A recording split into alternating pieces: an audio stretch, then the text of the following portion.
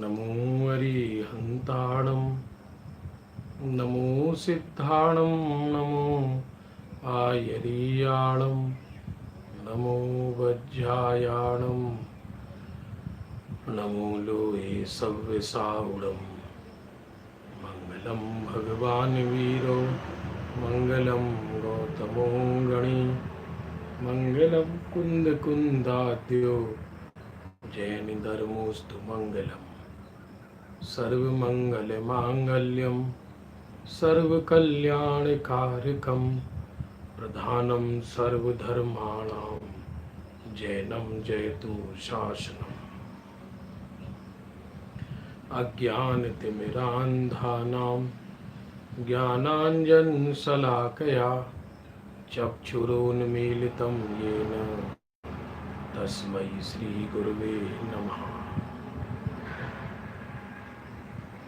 धर्म धुरंधर आदि जिन आदि धर्म करतार नमो देव यज्ञ हरण ते सब विधि मंगल सार अजित आदि पारस प्रभु जयवंते जिन राय गाति चतुष्क कर्म मल भय शुद्ध शिविराय वर्धमान बरतों सदा जिन आज्ञा तुम सार यह उपकार सुतुम तणो में आयो सुखकार सिद्ध शुद्ध बंधु सुविधि आनंद रूप अपार ज्ञान ज्योति उज्ज्वल अचल चेतन धातु अभिकार जिन मुखते उत्पन्न भई स्याद बाद सुख देन आनंद धारे अमोघ रस भवि जीवन सुख चैन ज्ञानी ध्यानी नग्न मुनि ध्यावे निज शिव रूप अंश अंश उज्ज्वल करे आनंद रसमय कूप जिन शासन बरतो सदा आनंद सुरस अपार दया सुधावे हित ललित भवि जीवन सुखकार मंगल कर जे अगहरण हैं जिनके सब नाम निस्वासर सुमरू सदा सरे सवे निज काम।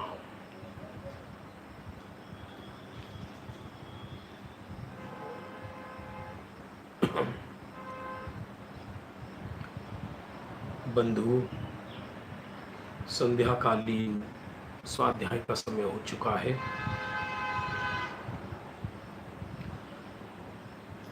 चर्चा संग्रह ग्रंथ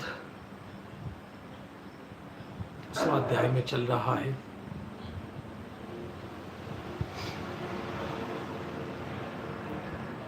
और इसमें चारों अनुयोगों की अद्भुत चर्चा चल रही है। कल 244 नंबर चर्चा हो गई थी।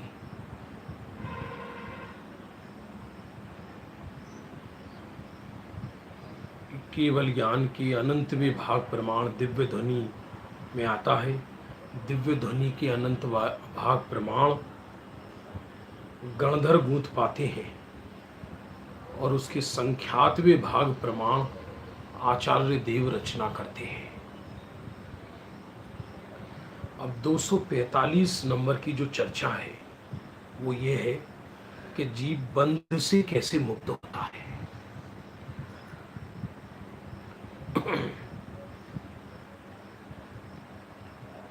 क्योंकि हम बंधनों की चर्चा तो करते हैं, लेकिन बंधन मुक्ति रूप परिणमित नहीं होते, ज्ञान के उन्मुख परिणमन नहीं होते। तो जो अपने को कर्मों से बंधा हुआ माने वह त्रिकाल में कर्मों से नहीं छूट सकता, क्योंकि जो अपने को बंधा हुआ मानेगा वो त्रिकाल कर्मों से कैसे छूट सकता है। असंभव है वो नहीं छूट सकता, क्योंकि जब कर्मों से बंधा मान ही लिया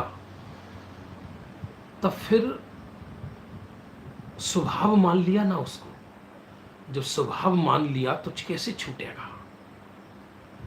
जो जीव अपने को ब्रह्म बुद्धि से बंधा हुआ मानते हैं वो कर्मों से नहीं छूट सकता है। आत्मा बंधा नहीं है। संयोगों को, कर्मों को आत्मा के साथ देखकर व्यवहार से बंधा कहा जाता है, पर आत्मा बंधा नहीं है। यदि आत्मा बंधा हो तो त्रिकाल मुक्त नहीं हो सकता। सूरज के आगे बादल आ जाए तो सूरज छिपा है या सूरज के आगे बादल आया है। जैसे कोई मतवाला पुरुष एक पाषाण के स्तंभ से पुरुष की आशंका करके चिपट गया और उस स्थिति में वह पाषाण तो ऊपर हो गया और वह पुरुष नीचे हो गया। एक पाषाण से कोई मदिरा पीने वाला व्यक्ति कोई पत्थर से चिपट गया और सोचता है कि ये पत्थर ने मुझे चिपटाया है, जबकि पाषाण से तो वो स्वयं चिपटा हुआ है। जब वह पुरुष ऐसी दशा में बहुत खेद को प्राप्त हुआ तो पुकारने लगा, अरे अधम पुरुष, अब मुझे छोड़ दे, मैं हारा और तू जीता। चौराहों पर होता है ऐसा, कोई पागल बैठा हो तो ट्रैफिक वाले की तरह ऐसा करता है, चलो चलो। कभी कभी ट्रैफिक वाला कहता है रुको और वो कहता है चलो, तो इसको खेद खिन्नता होती है। सत्य तो ये है, आत्मा में ऐसी व्यवस्था ही नहीं है कि आत्मा किसी से बंध सके या आत्मा को कोई बांध सके। धरती का चप्पा चप्पा स्वतंत्र है, क्षय द्रव्य स्वतंत्र है। यह बंध की कथा विसंवाद पैदा करती है। कोई किसी से बंधा नहीं है, हर व्यक्ति अपने राग से बंधा है, ये कहना भी व्यवहार है, क्योंकि राग पर्याय भी उस भगवान आत्मा से भिन्न है। भाई उसी प्रकार मोह मदिरा पान करके यह संसारी अज्ञानी जीव अपनी भ्रम बुद्धि द्वारा पर द्रव्य से ममत्व बुद्धि करके रागी द्वेषी होता है। यह भी विचित्र है, राग द्वेष के काल में भी वो है बीतरागी, बीतराग स्वरूपी समझ लीजिए। राग द्वेष के काल में भी,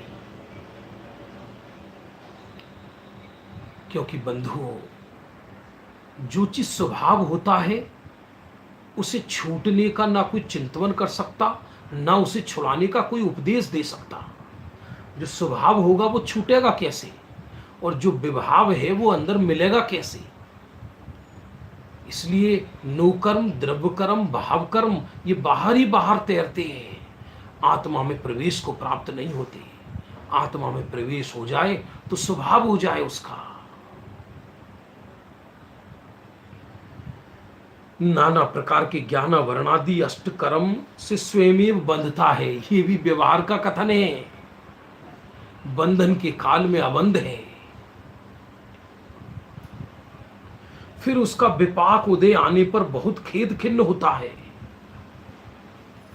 पूरे विश्व की एक ही कथा है, मूर्ख हो, विद्वान हो, पढ़ा हो, अनपढ़ हो, बाहर में जितनी भी वेश धारण किए हुए 84 लाख योनियों के जीव हैं, एक ही कथा है।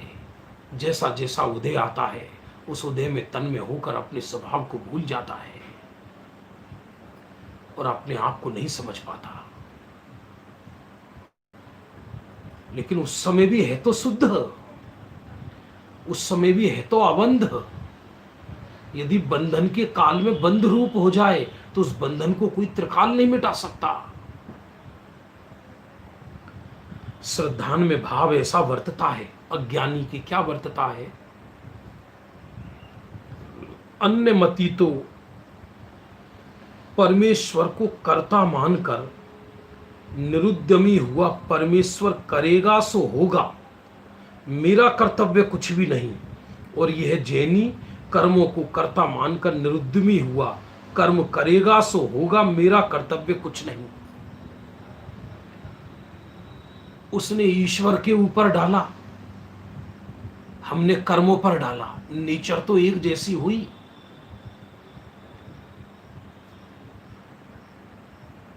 सुबह का विषय अलग है, उसमें भी लिखा सोगानी जी साहिब ने, मेरा तो कुछ कर्तव्य ही नहीं है। वो द्रव्य दृष्टि कराने के लिए कहा, क्योंकि त्रिकाल द्रव्य में क्या करना है। यहां वो बात नहीं है। यहां तो कहते हैं कोई कर्म को कर्ता मानता है, कोई ईश्वर को कर्ता मानता है।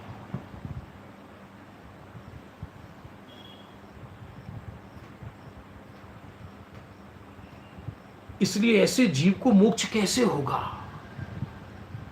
श्री गुरु के उपदेश का निमित्त पाकर ऐसा साचा श्रद्धान दृढ़ हो कि मेरी अज्ञानता से मैं ही स्वयं परद्रव्य में राग द्वेष करके दुखी होता हूं। परद्रव्य मुझको बांधते नहीं है।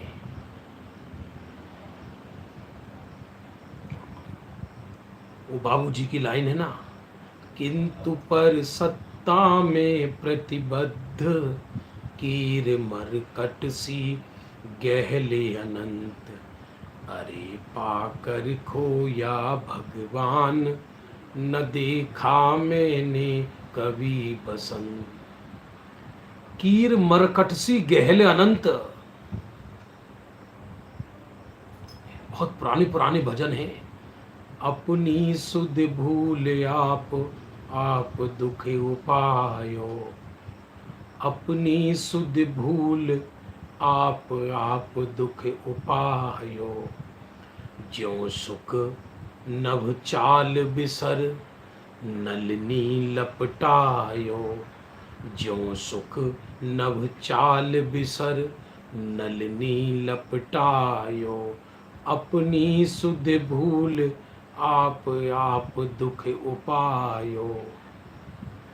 आकाश की चाल को भूलकर नली पर लिपट गया और कहता है नली ने मुझे बांधा है। न देह ने बांधा है, न नो कर्म ने बांधा है, न द्रव्य कर्म ने बांधा है, न भाव कर्म ने बांधा है। अपने भ्रम से बंधा हुआ अनुभव करता है मुक्त स्वरूप के काल में। पर द्रव्य मेरा कुछ भी बिगाड़ नहीं करता। मैं स्वयं ही राग द्वेष को मेट कर सुखी हो सकता हूं। स्वरूप से तो सुखी हुई, स्वरूप को स्वीकार किया, बस राग द्वेष मिट गए। और कौन सा राग द्वेष मिटाना है? प्रकाश आया, अंधकार गया, और कौन सा, और क्या पुरुषार्थ करना है? ज्ञान मात्र से बंध का निरोध हो जाता है। पर वहां ज्ञान का अर्थ है आत्म अनुभव, अनुभव पूर्वक ज्ञान। क्योंकि आप सोच रहे हो कि चर्चा संग्रह में सारी चर्चा कर्णान योग की, चरणान योग की, ऐसा नहीं है। कुछ चर्चाएं द्रव्यान योग की भी है। अब 246 नंबर की चर्चा थोड़ी सी जानने योग्य चर्चा है। क्या इस पंचम काल में जन्मा हुआ कोई जीव भविष्य की 24वीं में तीर्थंकर होगा? प्रश्नकार का प्रश्न क्या है? क्या इस पंचम काल में जन्मा हुआ कोई जीव भविष्य की 24वीं में तीर्थंकर होगा? पंचम काल में जन्मा है और आगामी 24वीं में तीर्थंकर के? हाँ हाँ हाँ अवश्य, 2 बार लिखा, हाँ हाँ अवश्य। श्री समंत भद्र आचार्य का जीव स्वर्ग से आकर दिव्यवाद नाम के 23वें तीर्थंकर होंगे। सब सुनिश्चित है। 24वीं भविष्य की घोषित हो गई, वर्तमान 24वीं माने भविष्य की 24वीं वर्तमान 24वीं में घोषित हो गई थी। 2400 के नाम, 2400 तीर्थंकर के जीव इस समय कहाँ हैं, वो सब सुनिश्चित है। महापद्म राजा श्रेणिक 84,000 वर्ष के लिए नरक में है। लेकिन यहां तो प्रश्न है कि इस पंचम काल में जन्मा हुआ कोई जीव भविष्य की 24वीं में तीर्थंकर में इसमें जन्म होगा, तो आप कहोगे राजा श्रेणिक का नाम क्यों नहीं लिया? इसमें राजा श्रेणिक का नाम क्यों नहीं लिया? तो राजा श्रेणिक का जन्म चतुर्थ काल का है, इसलिए नहीं लिया।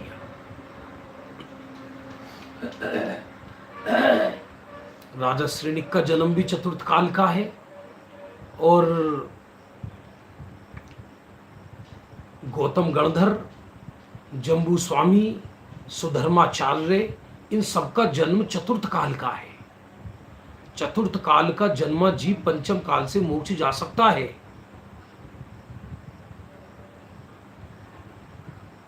इसलिए ये पंचम काल के प्रारंभ में मोक्ष चले गए, कुछ समय में।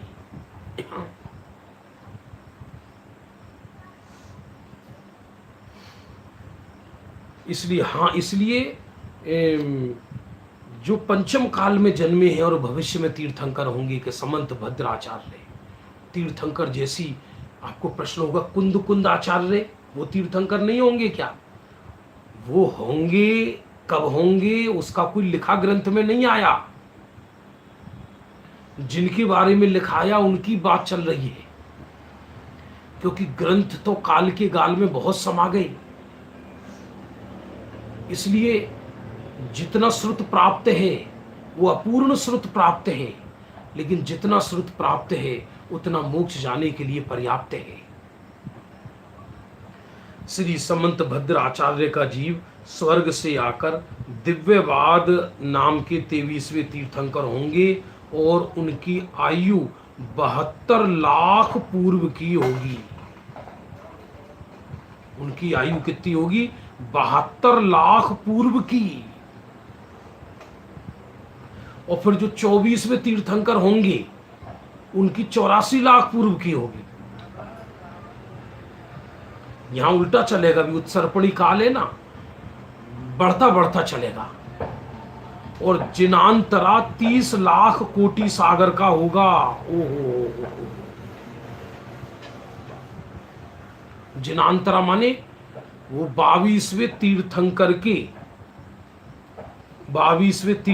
के 30 लाख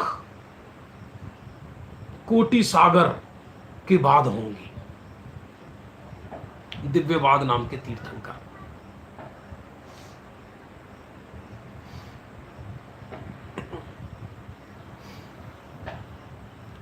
सब अजब गजब है जैन दर्शन।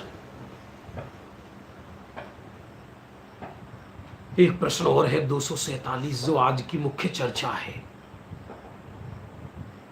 देवों में संयम क्यों नहीं होता? आज का हमने ये मुख्य विषय निर्धारित किया है। वैसे भी टाइटल में देवों में संयम नहीं पलता, इसका कारण क्या है? ये तो सब कहते हैं कि देव असंयमी होते हैं, जबकि देवों में लेस्या मुख्यतया शुभ होती है। स्वर्ग के देवों में अशुभ लेस्या नहीं है। पहले स्वर्ग से लेकर ऊपर सर्वार सिद्धि तक अशुभ लेस्याएं कहां है? उनमें पीत पद्म शुक्ल लेस्याएं हैं।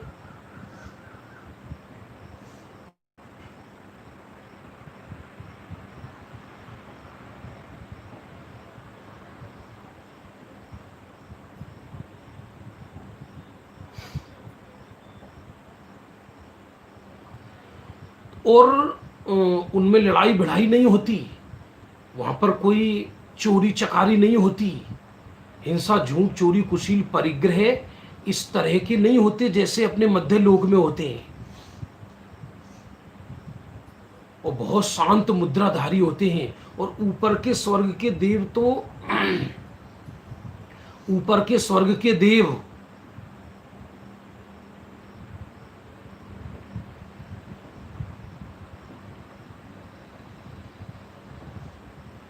पद्म प्रभु मलधारी देव तीर्थंकर होंगे नहीं होंगे, तो तीर्थंकर तो कोई भी हो सकता है, इसमें कोई बड़ी चीज नहीं है। लेकिन बात जिसकी ग्रंथ में जो लाइन आई है उसकी बात चल रही है। यहाँ तो अभी ये लाइन आई कि पंचम काल में जन्मे, जिनका नाम ग्रंथ में आया है उसकी चर्चा अपन ने की, चर्चा संग्रह में जिसका आया, तो करना नियोग के विषय है।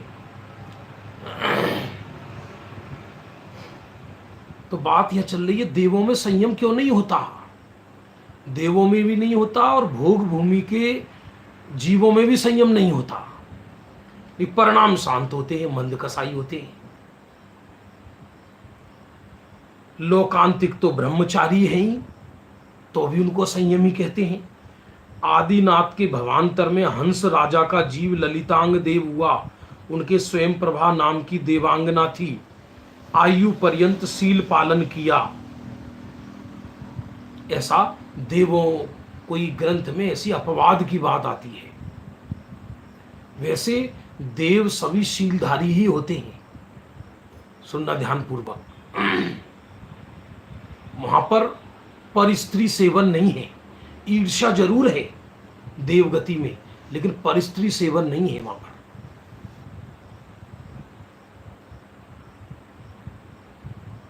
और फिर भी कहते हो देवों में संयम नहीं होता। पांचवें स्वर्ग के बाल ब्रह्मचारी होते हैं देव, फिर भी कहते हो संयम नहीं होता। 16वें स्वर्ग से ऊपर तो विवाह ही नहीं होते, अहिमेंद्र होते हैं। 33 सागर के देव तो अगले भव से, सर्वार सिद्धि के देव अगले भव से मोक्ष जाते हैं और निरंतर तत्व चर्चा में लीन रहते हैं, तो भी उनको असंयमी कह रहे हो आप। और मध्य लोक में 10 बच्चों का बाप मां, वो भी संयमी हो सकती है। उसका कारण सुनिए, कितना गजब का कारण लिखा है। जिन मत में इच्छा निरोध को तब कहा है, क्या बोला?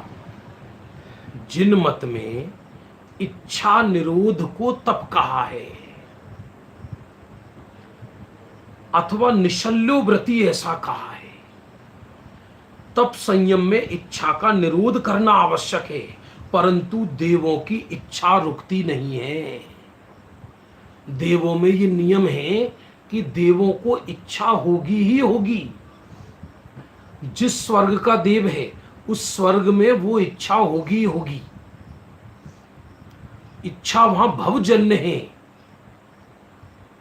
स्वर्ग के देव इच्छा नहीं रोक सकते अपनी। इच्छा नहीं रुकती तो संयम कैसे होगा?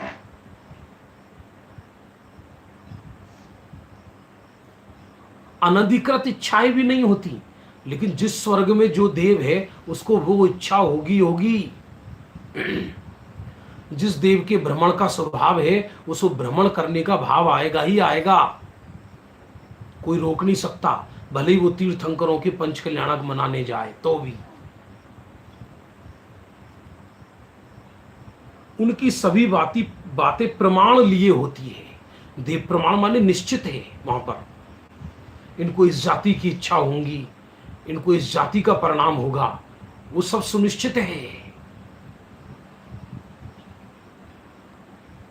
ऊपर जैसे पहले दूसरे स्वर्ग, तीसरे चौथे स्वर्ग, यहां पर भी 16वें स्वर्ग तक देवियां हैं, तो भी स्पर्श प्रथम द्वितीय स्वर्ग तक है। उससे आगे आंखों से देखना है, उससे आगे मात्र स्पर्श है, उससे आगे आंखों से देखना है, उससे आगे अकेले कानों का श्रवण है। हाँ, सर्वार सिद्धि के देव सभी जीव सम्यक दृष्टि होते हैं नियम से।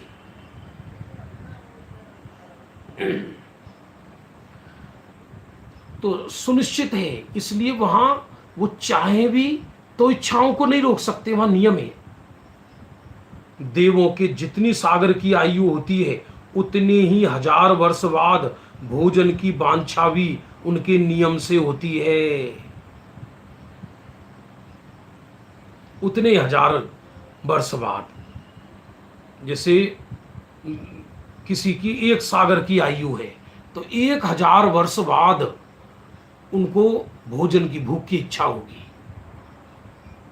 और किसी की 33 सागर की आयु है तो 33,000 वर्ष बाद भोजन की इच्छा होगी,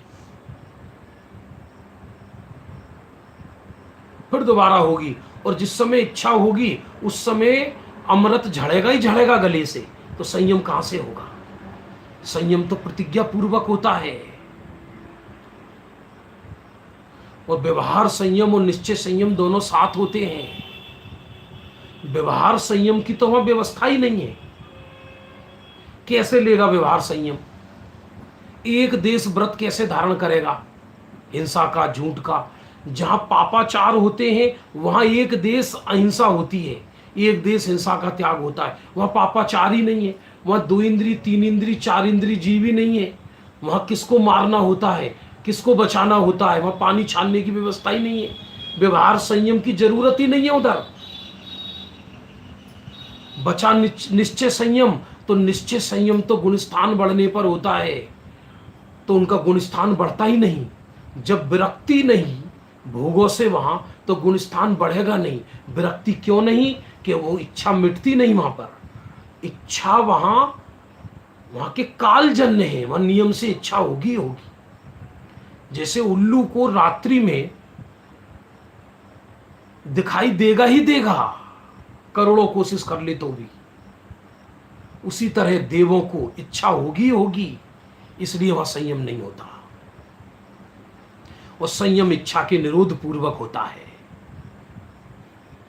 नास्ति से, अस्थि से स्वरूप में शुद्धि की वृद्धि होती है, तब संयम पलता है। शुद्धि उत्पन्न हो जाना ये सम्यक दर्शन है, और शुद्धि की वृद्धि शुरू होती है देश संयम से। प्रश्न है, क्या सहजी व्यवहार संयम होता है? है ही नहीं वहां व्यवहार संयम। ये मनुष्य गति जैसा व्यवहार संयम है ही नहीं। हिंसा, झूठ, चोरी, कुशील, परिग्रह, ये क्या है? वहां तो जो जिस अब सौधर्म इंद्र 32 लाख विमानों का मालिक है। कितने? 32 लाख विमानों का मालिक। तो वो कल को ये सोचे चलो एक विमान आज छोड़ूंगा, मैं नहीं छोड़ सकता। व्यवस्था ही नहीं है वहां पर। आप ऐसा कह सकते हो, सहज मंद कसाय है।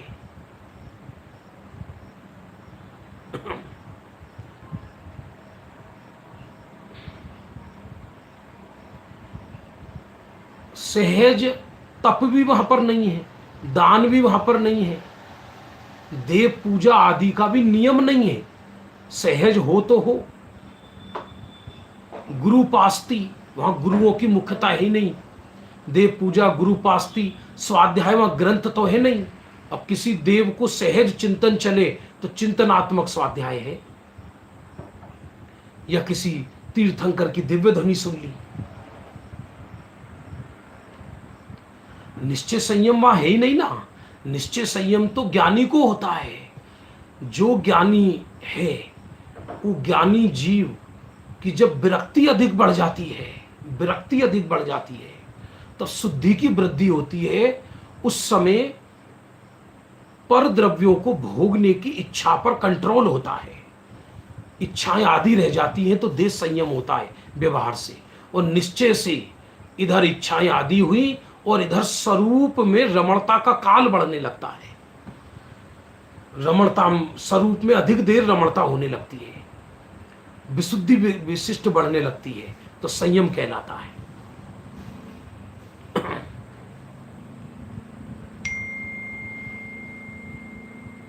देवों के जितने सागर की आयु होती है, उतनी ही 1000 वर्ष बाद भोजन की वांछा भी उनके नियम से होती है, तब कंठ से अमृत झड़ता है। देवों के रोकने से रुक सकता नहीं। इसी प्रकार श्वासोच्छ्वास की भी मर्यादा होती है।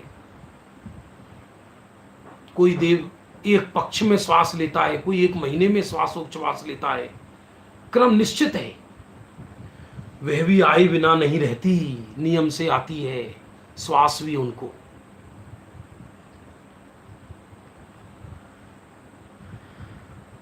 एक चर्चा और है आज की अद्भुत, वो और लेते हैं। 248वें नंबर की। अष्टानिका के व्रत का एक एक दिन का फल लाखों उपवास का, सो कारण क्या? अन्य दिनों में ऐसा विशेष फल क्यों नहीं होता? अष्टानिका, 10 लक्षण, अष्टमी, चतुर्दशी, 16 कारण, ये सब अनादि निधन पर्व कहलाते हैं। कुछ नैमित्तिक पर्व होते हैं, कुछ अनादि निधन। तो अनादि निधन पर्वों की इनकी बहुत महिमा है ग्रंथों में। अष्टानिका की एक एक दिन यदि संयम से रहे तो एक एक दिन में लाखों उपवास का फल बताया है। मैंने अभी कहां पढ़ा था, किस ग्रंथ में आया था, सुदृष्टि तरंगणी में भी गया था यह विषय। तो शिष्य का प्रश्न है, दिन तो दिन है, इस दिन फल विशेष और इस दिन फल विशेष नहीं, ये हमारे समझ में नहीं आता। तो देखो ब्रह्मचारी रायमल जी क्या उत्तर देते हैं। यह धर्म पर्व है, अतः इन दिनों में धर्म साधन किए विशेष फल होता है, और पाप किया जाए तो उसका निकृष्ट फल भी अन्य दिनों की अपेक्षा विशेष अधिक होता है। जैसे कोई व्यक्ति दिन में भोजन करे तो पाप तो उस समय भी लगेगा, लेकिन कम लगेगा, और रात में भोजन करेगा तो पाप ज्यादा लगेगा। तो काल से भी पुण्य पाप में निकृष्टता और उत्कृष्टता आ जाती है। ये भगवान की वाणी है।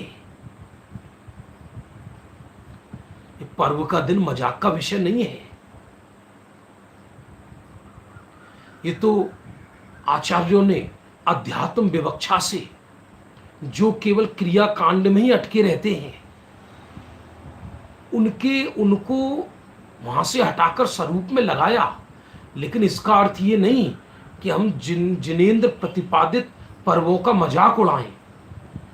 क्या फर्क पड़ता है जी, हरी खाली तो क्या फर्क पड़ता है। अष्टमी चतुर्दशी को स्पष्ट आया ज्ञानानंद श्रावकाचार में, सचित्त का भक्षण करे महाभ्रष्ट जीव है।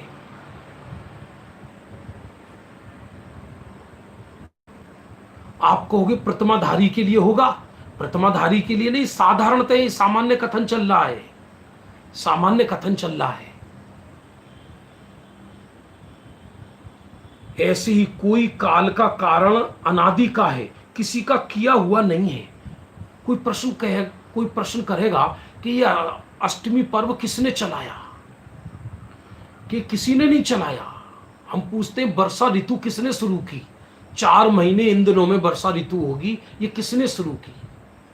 बसंत ऋतु अब आएगी, ग्रीष्म ऋतु अब जा रही है, और अब शीत ऋतु आएगी। तो ये ऋतुओं को किसने शुरू किया बताओ।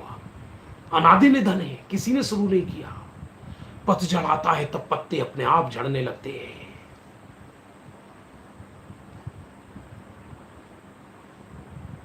सर्दी में गलने लगते हैं, बरसात में हर किसने किया।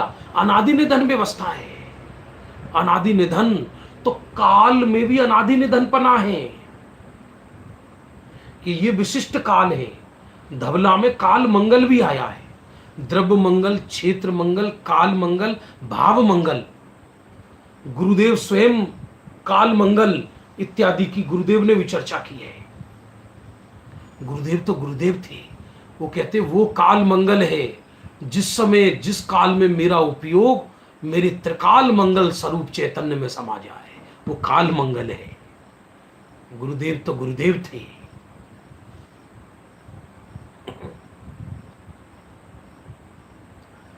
तो ये धर्म पर्व की चर्चा चल रही है चरणानुयोग की विवक्षा से।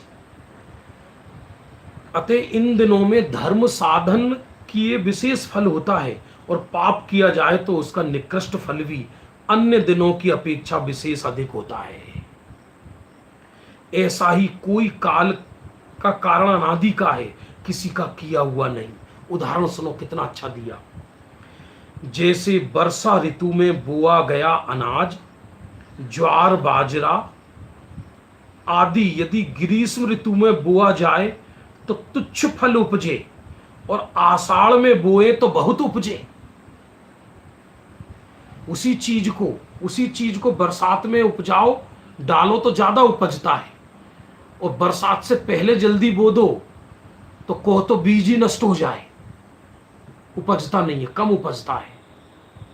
काल का कारण पाकर कुछ फल फूल ऐसे होते हैं बिना पानी दिए काल में अपने आप स्वयं पैदा होते हैं। बहुत है ऐसे जंगलों में।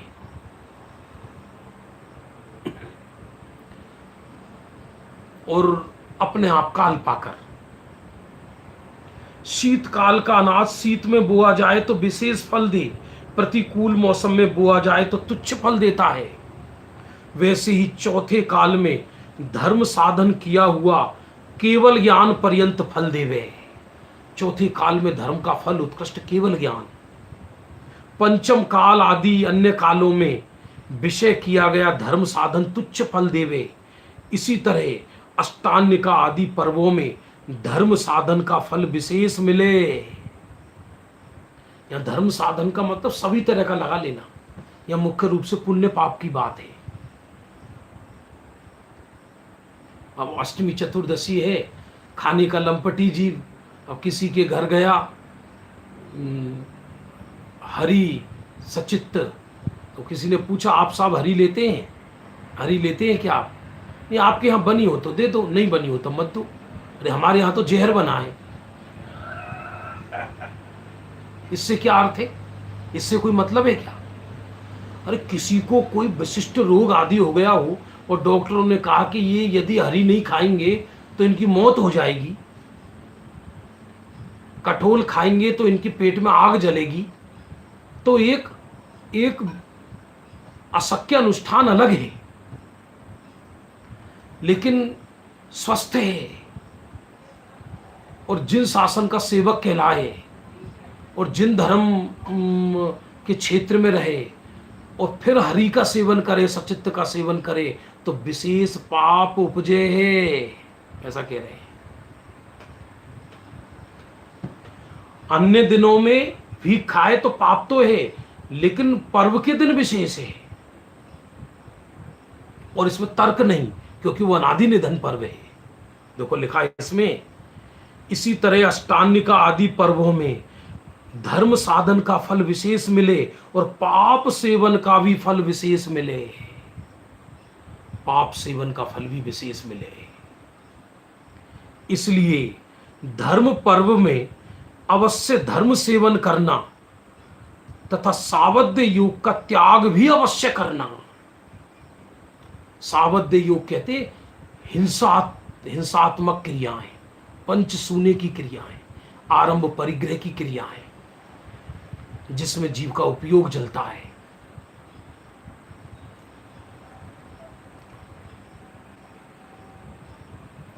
जिन दर्शन भ्रष्ट होने के लिए नहीं है।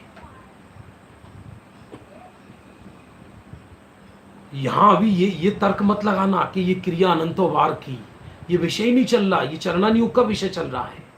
ज्ञानी को पता है ये क्रिया अनंतवार की, कोई हरि छोड़ देने से किसी को केवल ज्ञान नहीं होता, लेकिन सहज पर्व के दिन ज्ञानी सामायिक आदि करते हैं, शुद्धोपयोग उपजाते हैं, स्वरूप में बैठते हैं, चर्चा करते हैं, तो स्थूल पाप करने की भावना उनको कैसे होगी?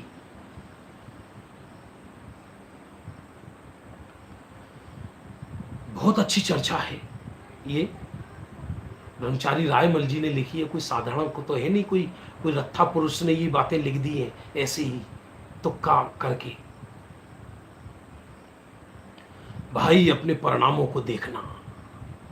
व्यवहारावासी अलग है और धर्म भ्रष्ट अलग है जीव। स्वरूप का निरंतर सेवन करने वाले ज्ञानी जीवों को भी मर्यादा में आ जाता है उनका जीवन। गुरुदेव का जीवन इसके लिए आदर्श है, हर चीज के लिए। आज चूंकि हमको जो आज समय सार गोष्ठी है उसमें आज हमारा 10 मिनट का एक विषय है, तो उस लिंक से हमको जुड़ना है, इसलिए आज हम 5 मिनट पहले ही विषय को समाप्त कर रहे हैं। अब कल शब्द का जादू आएगा, इस विषय में देखेंगे शब्द कितने प्रकार के होते हैं, शब्द कहाँ कहाँ तक जा सकते हैं, शब्द पर्याय है तो शब्द के पीछे कौन सा गुण है, शब्द बिना गुण की पर्याय है, और जो हम कहते हैं वो लोग नहीं सुनते बल्कि सुना कोई दूसरा जाता है। ये बातें विशिष्ट कल इसमें आएंगी। अभी हमारा समय हो गया। अब आपको यदि 10 मिनट का वो विषय सुनना हो कि बंधन की चिंता से बंधन नहीं मिटता, ये विषय है मोक्ष अधिकार का, वो विषय हम समय सार गोष्ठी लिंक पर आप खोल सकते हैं। जावाणी के ज्ञान ते सूझे लो कालो, सोवाणी मस्तके नमु सदा देते हुंदो। क्या वजह से भैया?